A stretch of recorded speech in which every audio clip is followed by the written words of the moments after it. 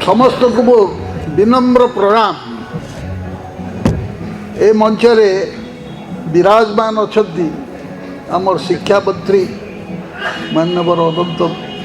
दास महाशय, प्रियव्रत बाबू, ये सभार सभापति, संपादक और सुधीवृंद, आज मते आपण माने एटिकी डाकिचंती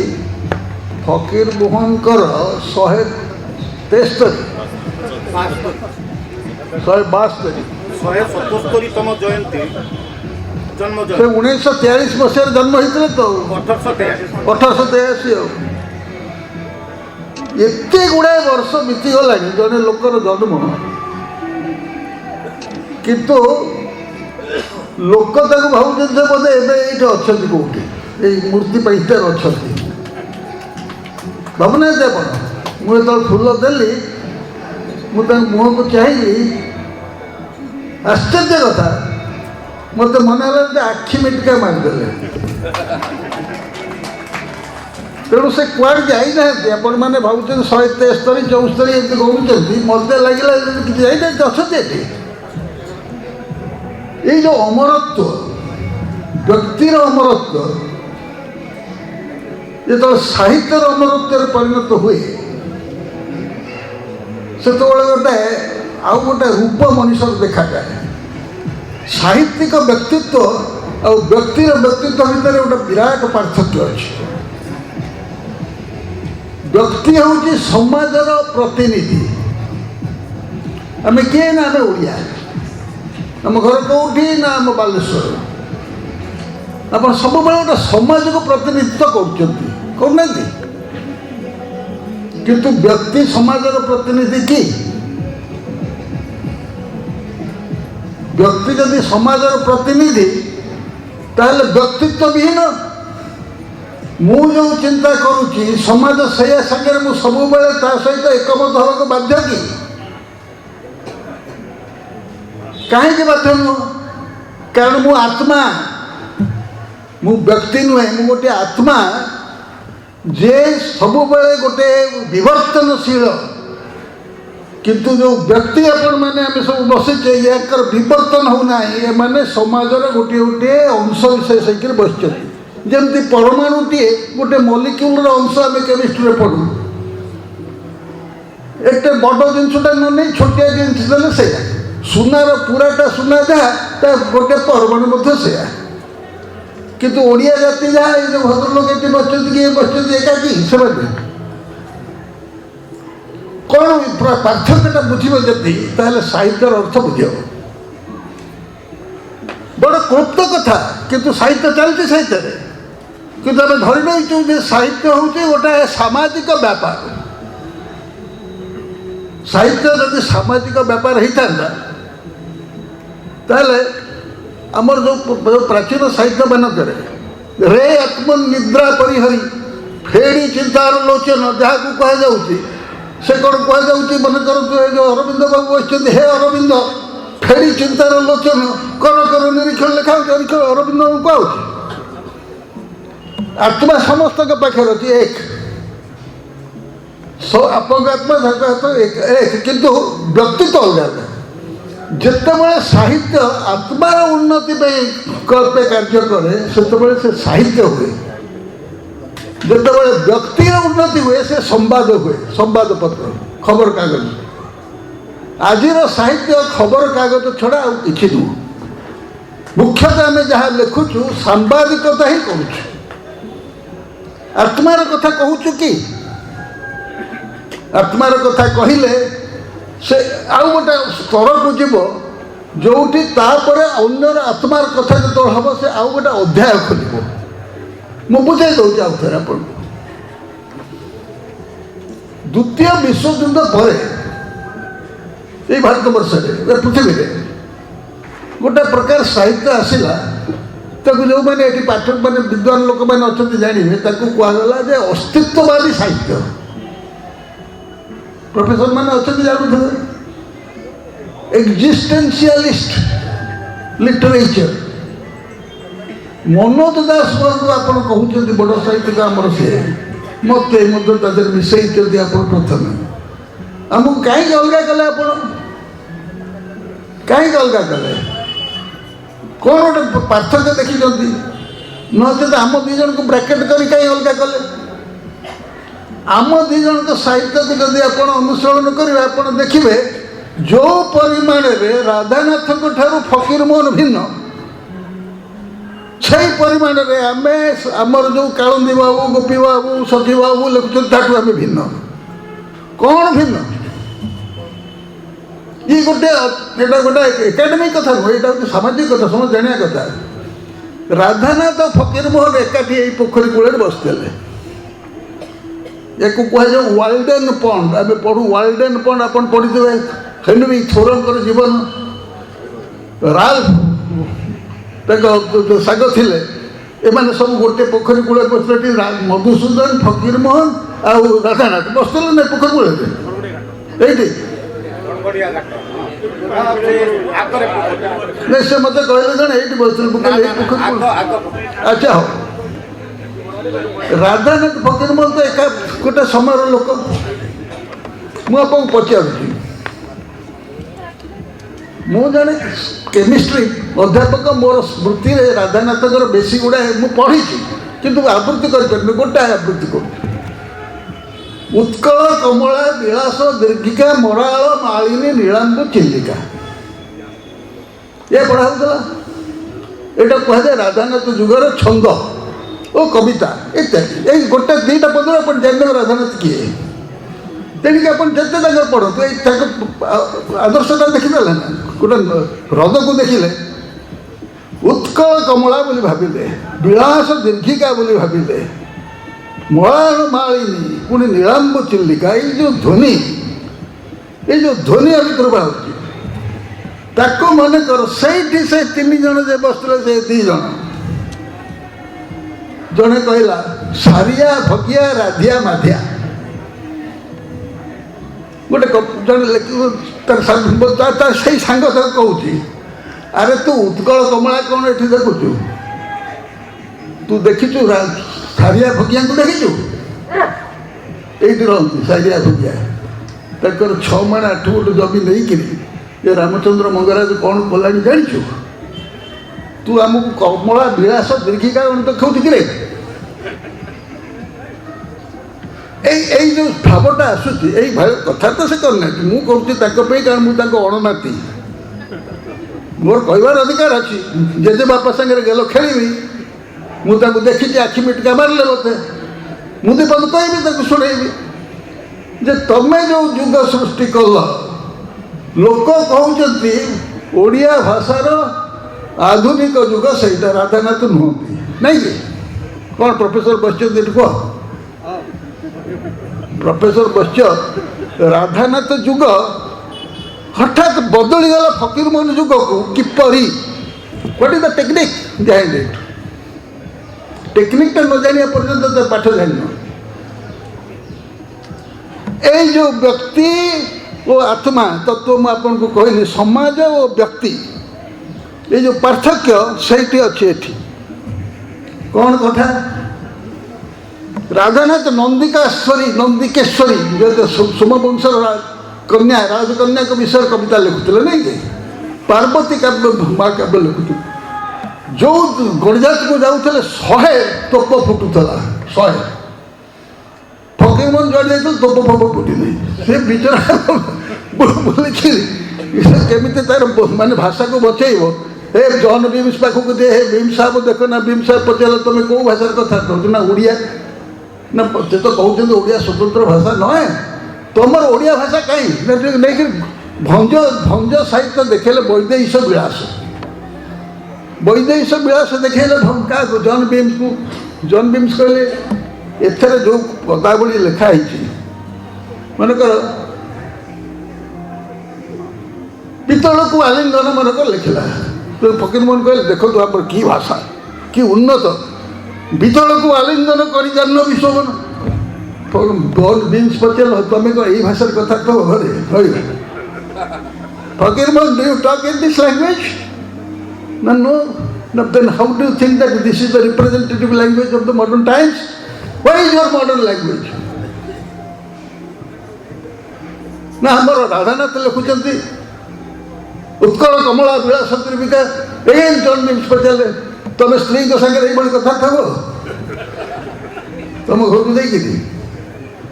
what is the common man's language common man's language हूँ जहाँ कहले से लैंग्वेज से लिखिले and he became the most modern man representatives of Odia whole soul and आत्मा नेक्स्ट क्वेश्चन देख केमती से फकीरमोहन भितर हिडन मीनिंग सब रही जहाँ आम प्रोफेसर मैंने बुझा उचित आज स्लोगान हूँ साहित्य क्या कहतु प्रोफेसर क्या साहित्य नुह आप पचास नवीन पट्टनायक पचास साहित्य क्या आप बसंत अंत बाबू पचास से लोक प्रतिनिधि बड़ लोक प्रतिनिधि शिक्षा विभाग आगे साहित्य क्या कॉमन मैन नुह कि पहले तो उत्तर साधारण जनता आम सब कॉमन मैन को धरू अच्छा ये जो नुआ रास्ता है नेशनल हाईवे क्या कॉमन मैन आसेम्बलीटा है ओडिशा आसेम्बली क्या कॉमन मैन अच्छा उत्कल यूनिवर्सिटी क्या कॉमन मैन बालेश्वर यूनिवर्सिटी क्या है कॉमन मैन मोर फंडामेंटल क्वेश्चन जहाँ फकीरमोहन पचार मुझे कहूनी then what is for man मनीष कौन कर तुम्हें कॉमन मैन करदेव कॉमन मैन हूँ गोटे विराट सोसाइटी जे भोट दौ टंकिकिया चाउल खाऊ किंतु मैन किए जार उन्नति निजे भगवान चेष्टित से इवोल्यूशन कराती मांकड़ू मनीष कराती जो मनीष ऑर्डिनरी रु एक्स्ट्राऑर्डिनरी हुए जो मनीष MK गांधी रु महात्मा गांधी है जो मनीष गोटे ठाकुर पूजक रामकृष्ण परमहंस है से मनीषटा ये कॉमन मैन की he is man essentially everybody is man not common man is a term acquired from political science as an economic term economics says a common man is an economic creature he is not a evolutionary creature तार गुणात्मक विकास हुए ना common man remains common forever बुझन तो तेणु राधानाथ लिखिले फकीरमोहन लिखिले राधानाथ को से जाना छटा कर से है साटायर आम जानू मुझे जापर कौन साटायर कले से लिखिले कहले राधानाथ तो हाई साउंडिंग वर्ड सब लिखिले आर्काइव से बसते मैं दी जन से जाना परस्पर हित कंपिटिशन हो फकीरमोहन विशेष पाठ पढ़ी नथिले हाई स्कूल पास करथिले कि सन्देह राधानाथ BA पास करके ये करी सब बड़ ऑफिसर थे विद्वान लोक फकीरमोहन कौन कले कहले हाँ मु गोटे गप लिखुची ना कौन गप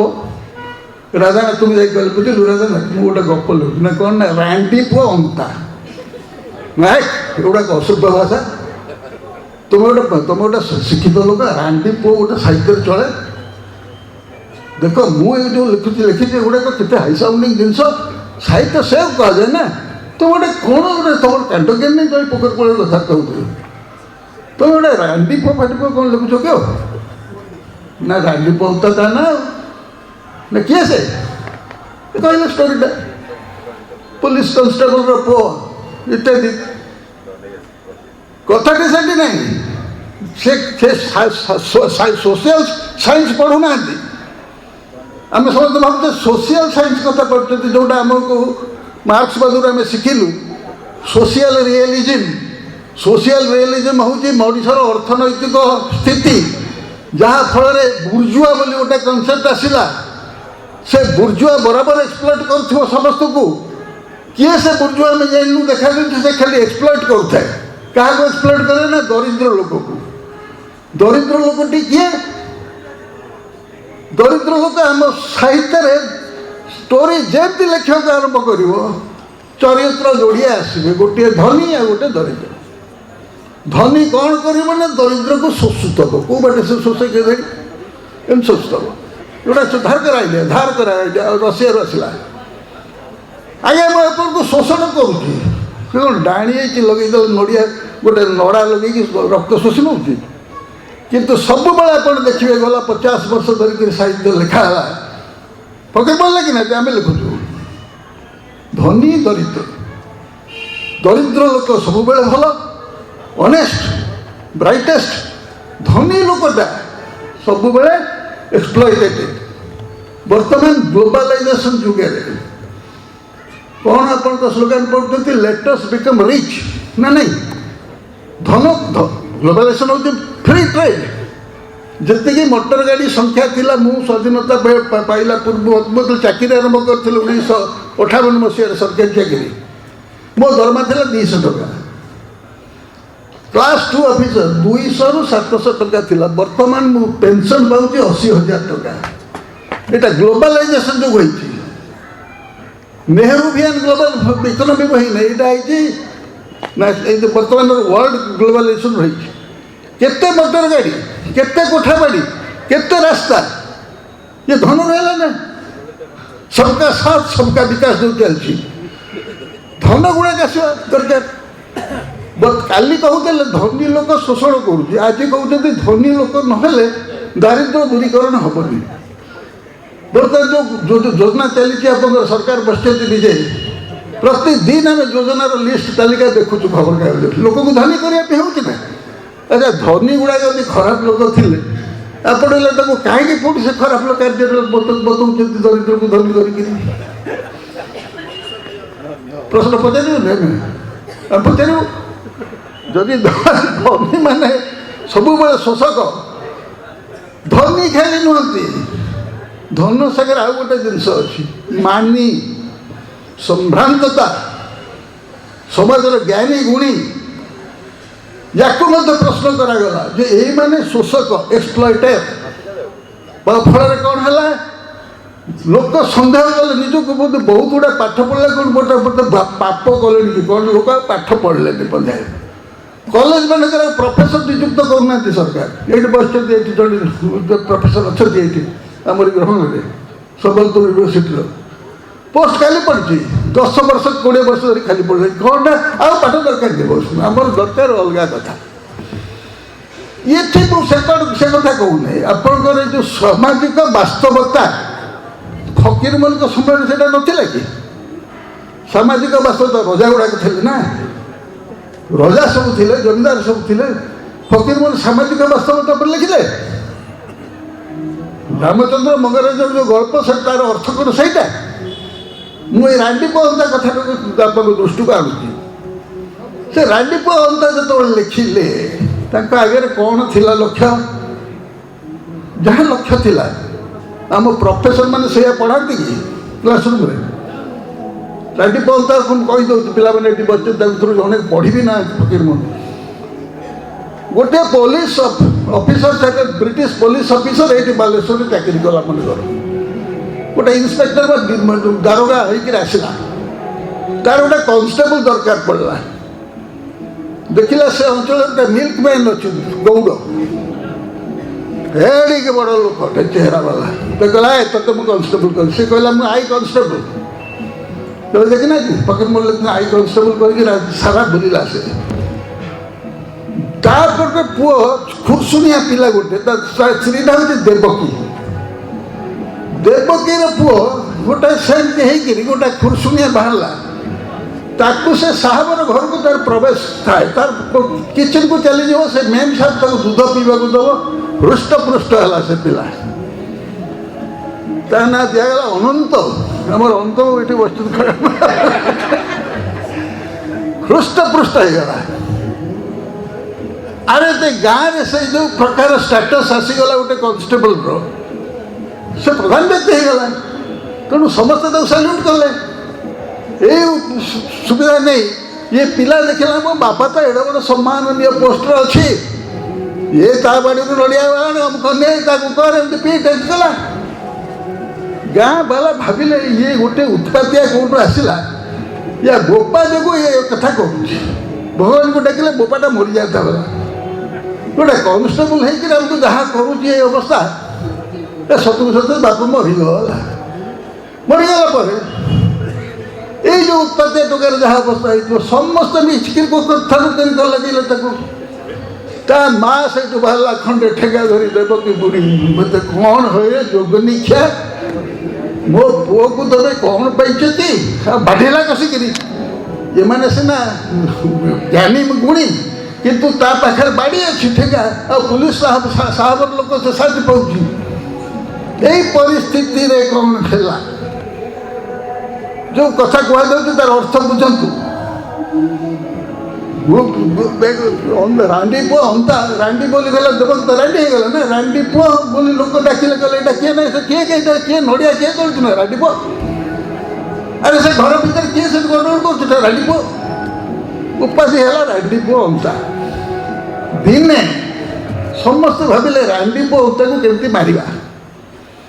ये बसे उठे जाऊनी ना तार बापाटा पुलिस कनस्टेबल थिला बोली तो से उत्पाद कर ब्रिटिश सरकार भी समर्थन कर यही परिस्थिति रे देखु आउ क्या मुंड को चिंता गुटिबनी फकीर मन को छाड़ा कहीं लोक चिंता कर मुझे जाऊँगी आप अंदाज करूँ मु follow me what I am telling से गाँ गोटे नई कूलिया गाँ भयंकर बढ़ी आसे जो थे गोपबंधु दास मत चूड़ा चाउल बाटिक सब समाधान कर गोटे वर्ष आसला से बढ़ी बढ़ी जो आसला गाँव धनी जन गुणी मानी समस्ते महाजन स्कूल टीचर कौन करेंगे घांज ये मृदंग धरी डाकिले नई बंध उपर मार्च कले अंत देखला कहले गुड़ाक सर दौरान कहीं ये घोलिया पड़ा गोटे बंधटा फाटिक घोलिया पानी पड़ा से सब तो कहला भाई मैंने बाबू मैंने ये घोलिया पड़ा ना राम डाकु कौन कर जो तो भागिले समस्ते पुछब ना नाई गोटे किसी करवा दरकार कौन कर तू कौन कर तू कहूँ देखो कौन गला सब गाँव सबुठ जो बड़ मंदिर जगन्नाथ मंदिर मन कर जो कबाट ये कहीं भगवान तो गुंडा कर प्रमाण मिलला ढेला कसिक टाणी से कबाट उपुड़ी पड़ा विराट कबाट टेकिक आनी से फाट पाखे ठिया कला कहला मु धरी तुम पाटी पका मु धरी पका बाटी ये जो मैंने भांज पिटुले पकईले बाटी आहुरी पका मु धरती आउ चार जन ओह्ल धरी पारे से टोकाटी धरती मका माटी से पकाऊँगी माटी पतुची हरिबोल चित्कार कर प्रश्न पचारूँ it's very serious question for the century who is the common man here जहाँ पे सरकार एत योजना कर जो मैंने पोतिले ना जे पोती हो गला किए कॉमन मैन आउ मैन किए who is man and who is common man जो मनीष दूरदृष्टि संपन्न जे कि देखे जार इवोल्यूशन हुए विवर्तन हुए से हूँ रांडी पुओ सिंगल पर्सन जे कि देखुचे गाँ विपद पड़ी या मो रक्षा करदे कहीं रक्षा करेंगे ना ये स्वार्थ सेवी से निजे टेकिक आणला कला लोक कहला पका ये माने कॉमन मैन टकिकिया चौड़ वाला उत्पन्न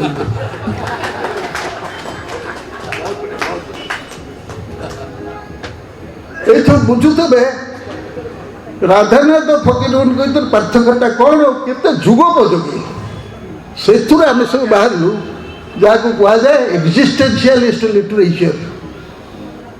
नो ये सब जहाँ बाहर सब से बाहर कालंदी पाणिग्राही नुहति गोपीनाथ महांती सम एक्सटेंट किंतु most of the novelist and story writer दे मंज कथा साहित्य बुझती ना एमाने समाज तो सेवा करती किंतु मनुष्यर सेवा करती नहीं एतिकी कहीकि जाऊँगी जहाँ आप एनालिसिस करेंगे फकीर मोहन को 20टी स्टोरी 20टी प्रकार समाज को अवलंबन कराई किंतु व्यक्ति उपर निर्देश अच्छी जोटा पेटेंट मेडिसिन सबको एनालिसिस करूँ व्यक्ति तो नुह तार आत्मा उपर कारण ये तार आत्मा डाकुच मत हरिबोल पकाऊ माटी पका आत्मा कहूँ व्यक्ति कहूनी मो भितर जो जो जो प्रोटेक्टिव सोल जे कि माँ जमी पिला को रक्षा करे से माँ ही गला से गाँ को मु बचाई मार पछे पते यही सेन्स जब साहित्य पढ़ा न हुए साहित्य पढ़ार मर्यादा किसी ना भगवान जो पुण्यभूमि बालेश्वर ये पुण्यभूमि ये आप मत डाकि मत सुजोग देते गोटे फूलमाल तक बेकार देवाई आखि को मु लक्ष्य कर देखी कि कारुण्यमय से आखि मो प्रति सदय आखि मुझे प्रति विनम्र नमस्कार कर विधान नमस्कार।